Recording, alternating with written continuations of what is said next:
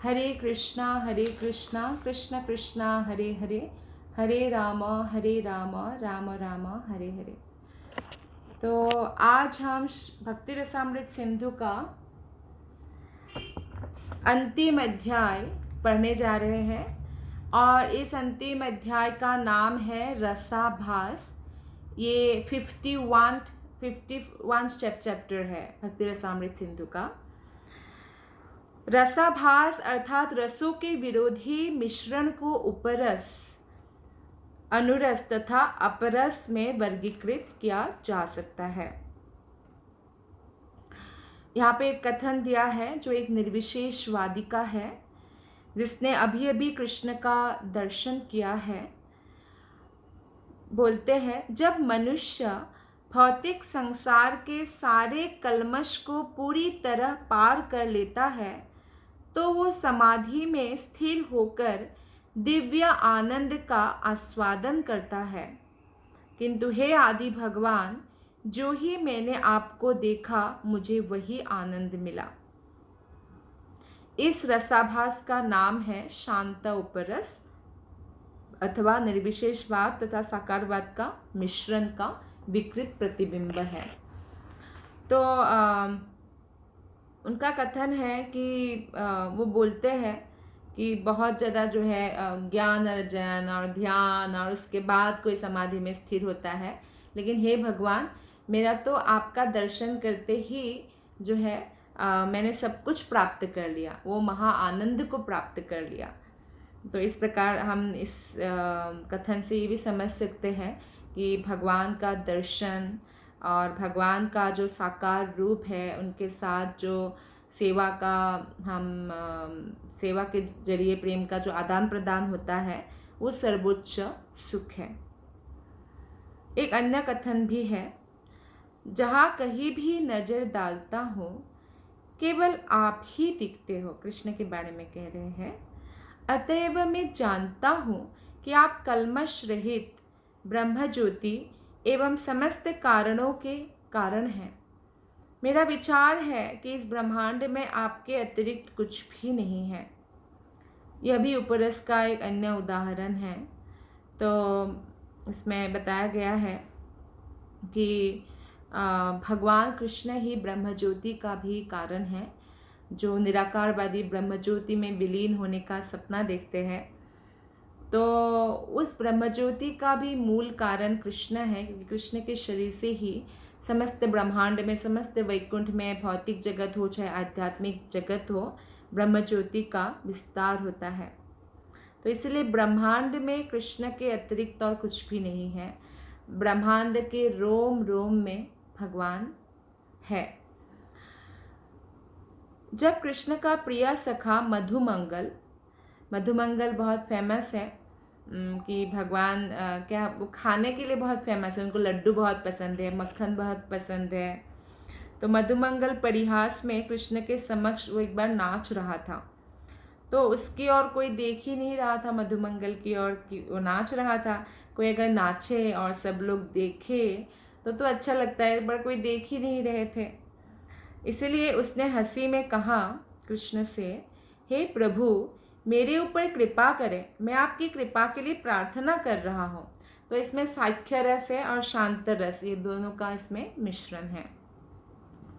एक बार कंस ने अपनी बहन देवकी से कहा, हे बहन, तुम्हारे पुत्र को देखकर मैं सोचता हूँ कि वो इतना बलिष्ठ है कि वो पर्वत जैसे बलशाली मल्लों को भी मार सकता है। अतएव यदि वो भीषण युद्ध भी करे तो मुझे उसके विषय में कोई चिंता नहीं होगी। तो इसमें वात्सल्य प्रेम के विकृत प्रतिबिंब है। कंस का जो ओरिजिनल जो इच्छा थी वो ये था कि वो जानते थे, ये आकाशवाणी हुआ था कि देवकी के 8वां गढ़ भी जो है मार देंगे कंस को, और इसलिए वो बहुत भयभीत रहता था।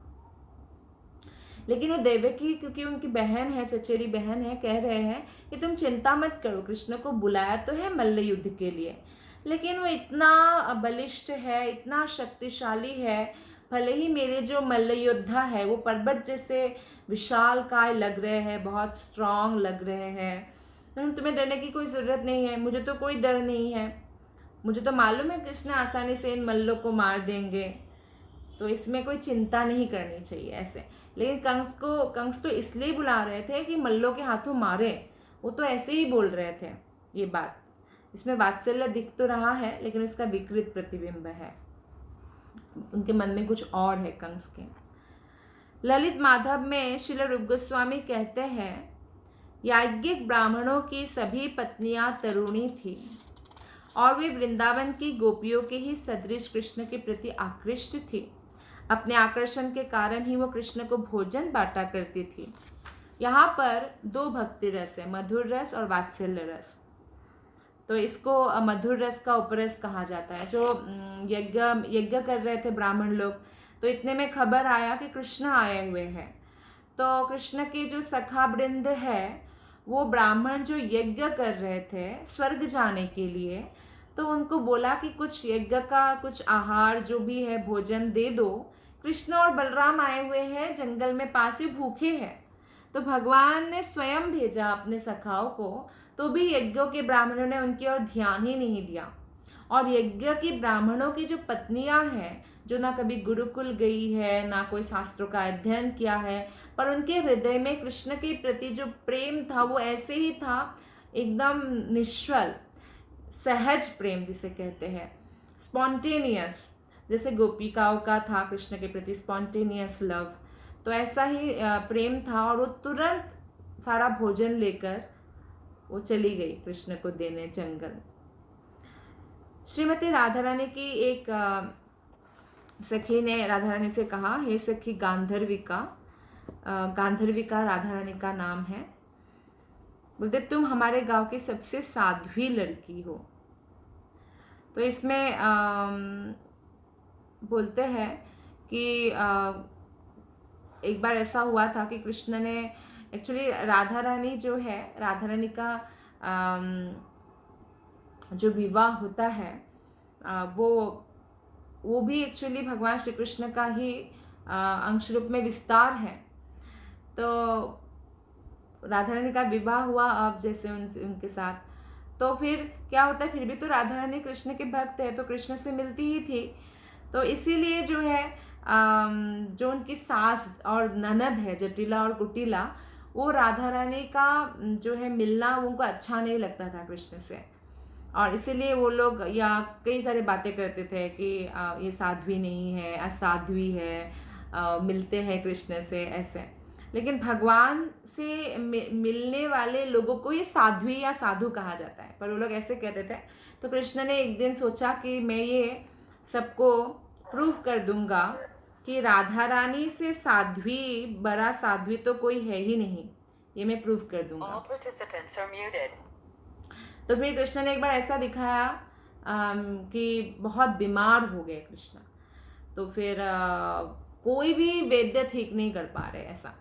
तो फिर कृष्ण स्वयं ही, कृष्ण अपना कितना भी विस्तार कर सकते ना, स्वयं ही वैद्य बनकर आए और बोलते हैं कि मैया को बोलते, यशोदा मैया ये तभी ठीक होंगे, मैं एक पात्र देता हूँ, ये जाली वाला पात्र है जिसमें बहुत सारा होल है, ये जाली वाला पात्र से यमुना नदी का अगर कोई जल भर के लाए और फिर भी पानी रुक जाए, जाली से तो पानी गिर जाएगा धीरे धीरे, लेकिन रुक जाए, ऐसा वही कर सकती है जो साध्वी स्त्री है, जो सती स्त्री है, वो कर सकती है। तो फिर यशोदा मैया कहते ठीक है, मेरे बेटे के लिए मैं ले आती हूँ। लेकिन कृष्ण ने बोला नहीं, माँ या कोई भी रिलेटिव्स के जाने से रोहिणी माता कोई नहीं जा सकते हैं, जो रिलेशन में नहीं है ऐसा स्त्री को जाना पड़ेगा।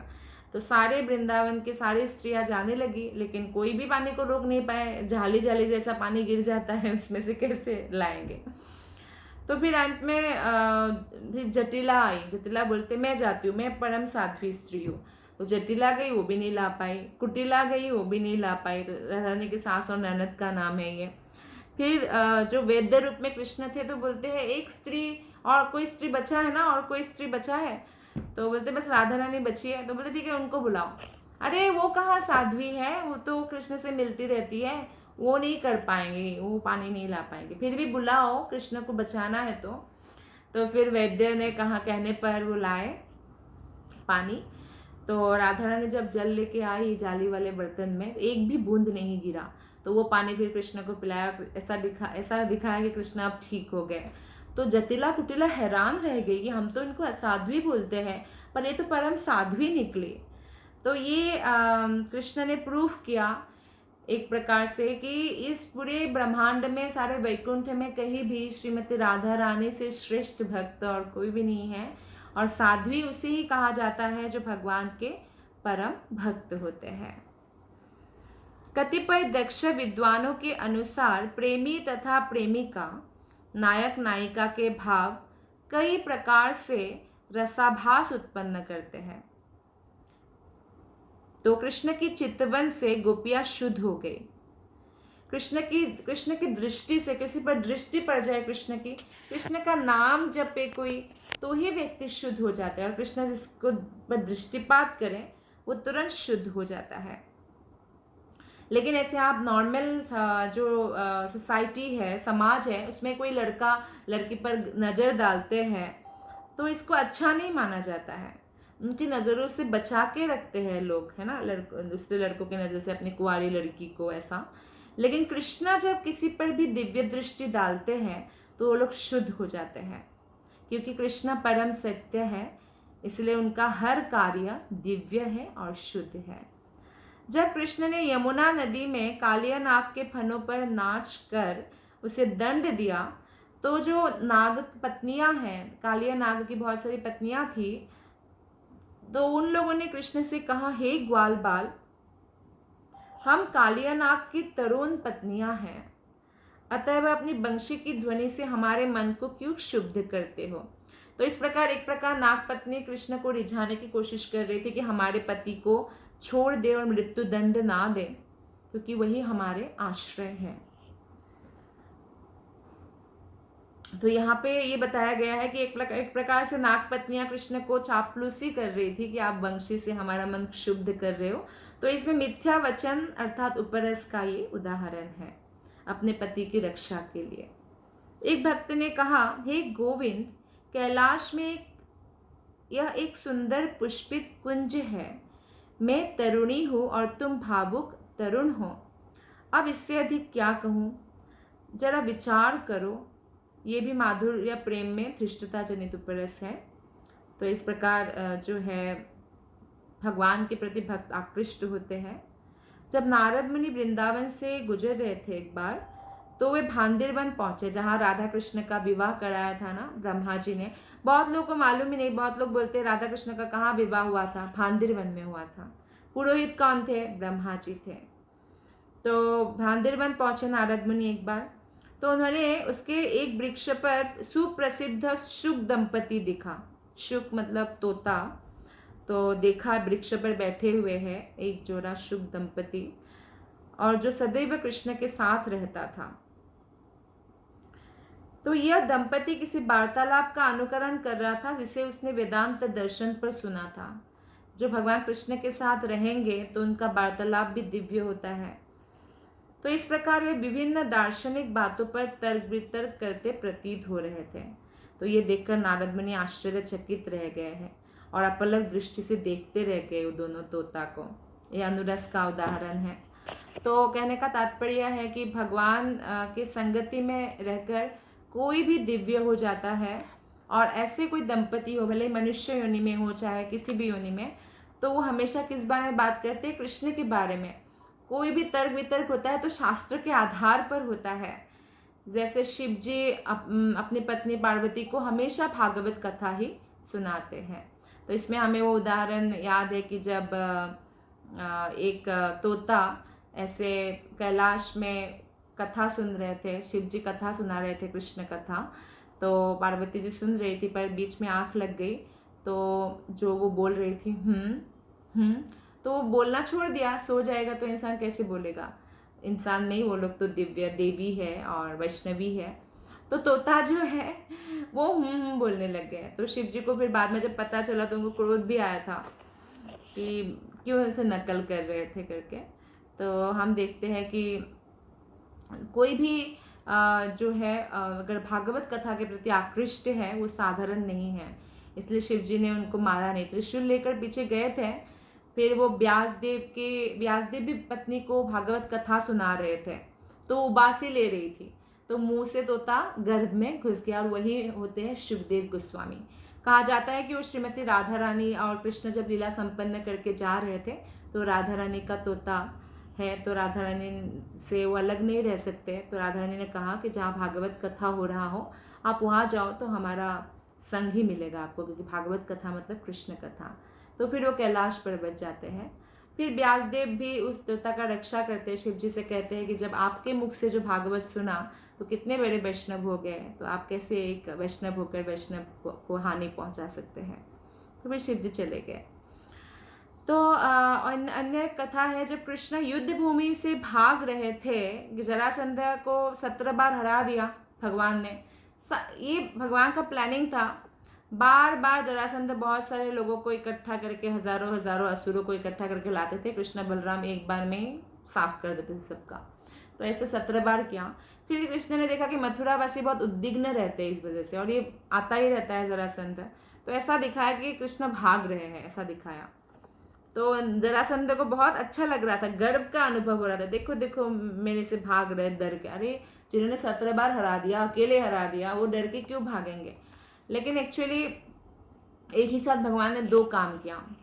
मुचुकुंड से मरवा दिया कालयवन को, ऐसे ही दिखाया कि भाग रहे हैं और गुफा में घुस गए, और फिर कालयवन ने मुचुकुंड को लात मार के जगा दिया, तो मुचुकुंड की आंखों की दृष्टि से मर गए कालयवन, हाँ मुचुकुंड को, क्योंकि उनको आशीर्वाद था, देवताओं के लिए उन्होंने युद्ध किया था, तो देवता ने पूछा क्या आशीर्वाद चाहिए, तो मुचुकुंद कहते कि बहुत थक गया हूँ, लंबा समय से युद्ध कर रहा हूँ, तो मुझे अब आनंद से सोना है, और मैं जब सो कोई भी ना जगाए, और जगाए तो उसको मैं आंखों से भस्म कर दूँ।